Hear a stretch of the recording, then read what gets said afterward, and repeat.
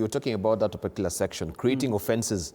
They say, this is what the petitioners are saying, that they create offenses that lack legal entity and fail to meet the criteria for limiting rights under Article 24 of the Constitution. Would you want to make it that very clear for us as well? Yes.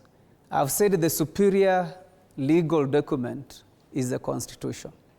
But the Constitution cannot be able to describe each and every... Yeah, but it's the superior... That's why we need these parliamentary acts and pieces of legislation and regulations to be able to give life to the Constitution. So if the Constitution gives me the freedom of expression, then the same Constitution also protects my fundamental rights. Then how do we balance between the freedom of expression and the protection of those fundamental rights? Yeah, because this is where the balancing act, those of us who are... Yeah, I understand what you say, that of course the Constitution supersedes all this particular act. But if you read this section 2, it says, pursuant of Article 24 of the Constitution, the freedom of expression under Article 33 of the Constitution shall be limited yes, in respect of the intentional publication of false, misleading, or fictitious data or misinformation that you quite eloquently also, you know... What it means basically is... So, to my understanding is, you're saying that the Constitution shall be limited in respect. Okay, you are allowed... Can you clarify that? Yes, I will.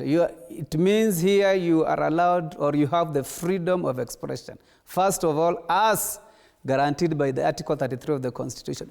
But in exercising that freedom of expression, ensure that you don't cross the following boundaries. One, whatever you say, in exercising that freedom, does not propagate war, does not incite anybody towards taking pangas or shockers or committing violence against anybody else, does not constitute a hate speech against a community or a person, does not advocate hatred, or, you know, you see, that's why it lists all this.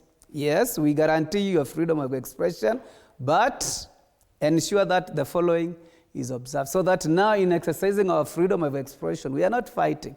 We are not inciting people to war. We are not killing. We are not undermining any community or any... But people will wonder when you're talking about propagating war. You know, statements can propagate war. And what a statement you take to be very offensive to yourself might not be offensive to me, right? We've known of other jurisprudence where they've been called cockroaches, and that has instigated war, right? Will that also be, you know, the same when we're talking about the features of people that also they might take special umbrage and go to war? Because this seems to be like a very open-ended statement here. Propagate war. What really constitutes propagating war? You know, there are many nuances there. So you've made it to be very